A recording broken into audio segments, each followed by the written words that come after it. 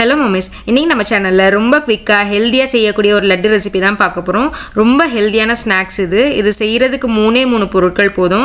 நிறைய பேர் லட்டு ரெசிபி போடுங்க அப்படின்னு கேட்டுகிட்டே இருந்தீங்க. அவங்களுக்காக தான் இந்த வீடியோ. இதில் நிறைய ப்ரோட்டீன், அயன், கால்சியம் எல்லாம் இருக்கிறனால வளர்கிற குழந்தைங்க ஓவரால் டெவலப்மெண்ட்டுக்கு ரொம்பவே ஹெல்ப்ஃபுல்லாக இருக்கும். ரொம்ப டிலே பண்ணாமல் வீடியோக்குள்ளே போயிடலாம். வீடியோ போகிறதுக்கு முன்னாடி ஒரு லைக் கொடுத்துட்டு வீடியோ பாருங்கள். அப்போ தான் நிறைய மொபைல்ஸ்க்கு போய் ரீச் ஆகும். அப்புறம் நம்ம சேனலில் மறக்காமல் சப்ஸ்கிரைப் பண்ணிவிட்டு பக்கத்தில் இருக்கிற நோட்டிஃபிகேஷன் பில்லையும் ப்ரெஸ் பண்ணி வச்சுக்கோங்க. இது பண்ணுறதுக்கு 1 கப் அளவு ராகி மாவு எடுத்திருக்கேன். இதை மிதமான தீயில் நல்லா வாசம் வர்ற வரைக்கும் வறுத்துக்கோங்க.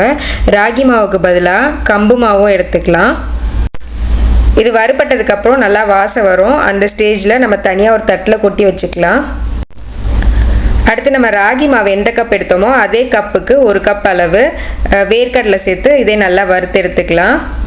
இதையும் மிதமான தீயிலே வறுத்து எடுத்துக்கோங்க. வேர்க்கடலையில் நிறைய ப்ரோட்டீன் இருக்குது, குட் ஃபேட் இருக்குது. அது குழந்தைங்களோட வெயிட் கெயின், பிரெயின் டெவலப்மெண்ட்டுக்கு ரொம்பவே ஹெல்ப்ஃபுல்லாக இருக்கும். வளர குழந்தைங்களுக்கு ராகி, வேர்க்கடலை ரெண்டுமே உடம்புக்கு நல்லா ஒரு ஸ்ட்ரென்த்து கொடுக்கும். எலும்பு நல்லா உறுதியாக இருக்கும்.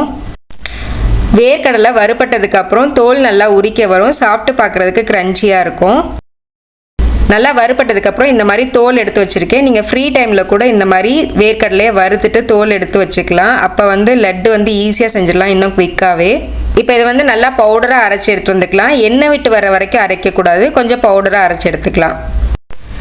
இந்த மாதிரி பவுடர் மாதிரி அரைச்சதுக்கப்புறம் இது கூட நம்ம வறுத்து வச்சுருக்க ராகி மாவையும் சேர்த்துக்கலாம். சேர்த்துட்டு இது கூட 3/4 கப் அளவு நாட்டு சர்க்கரை சேர்த்துக்கிறேன். நம்ம எந்த கப்புக்கு ராகி மாவு எடுத்தோமோ அதே கப்புக்கு 3/4 கப் அளவு நாட்டு சர்க்கரை சேர்த்து இப்போ எல்லாத்தையும் ஒன்றா அரைச்சி எடுத்துக்கலாம்.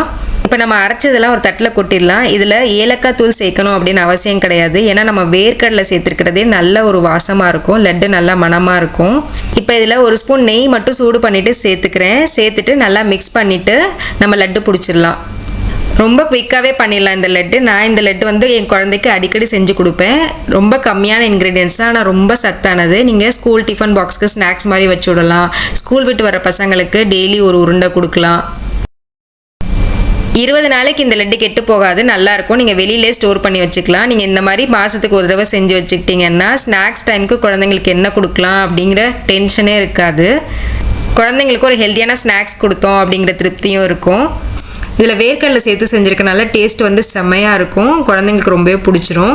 நான் என்னோடய ஃப்ரெண்ட்ஸ் வீட்டுக்கு, ரிலேட்டிவ்ஸ் வீட்டுக்கு போகும்போதெல்லாம் இந்த லட்டு செஞ்சு எடுத்துகிட்டு போவேன். எல்லாருமே சாப்பிட்டு பார்த்துட்டு ரெசிபி கேட்பாங்க. அவ்வளோ டேஸ்டியாக இருக்கும் இந்த லட்டு. ரொம்ப ஹெல்த்தியான லட்டு இது. உங்கள் குழந்தைங்களுக்கும் செஞ்சு கொடுங்க. இந்த வீடியோ உங்களுக்கு ரொம்ப யூஸ்ஃபுல்லாக இருந்திருக்கும் நம்புறேன். இந்த வீடியோ பிடிச்சிருந்துச்சுன்னா லைக் பண்ணுங்கள். உங்கள் கருத்துக்களை எனக்கு கமெண்ட்டில் சொல்லுங்கள். உங்கள் ஃப்ரெண்ட்ஸ் அண்ட் ஃபேமிலி கூட கண்டிப்பாக இந்த வீடியோ ஷேர் பண்ணுங்கள். அப்புறம் நம்ம சேனலை மறக்காமல் சப்ஸ்கிரைப் பண்ணிக்கோங்க. நெக்ஸ்ட் டைம் இதே மாதிரி ஒரு யூஸ்ஃபுல்லான இன்ட்ரெஸ்டிங்கான வீடியோவில் மீட் பண்ணுறேன். தேங்க்யூ.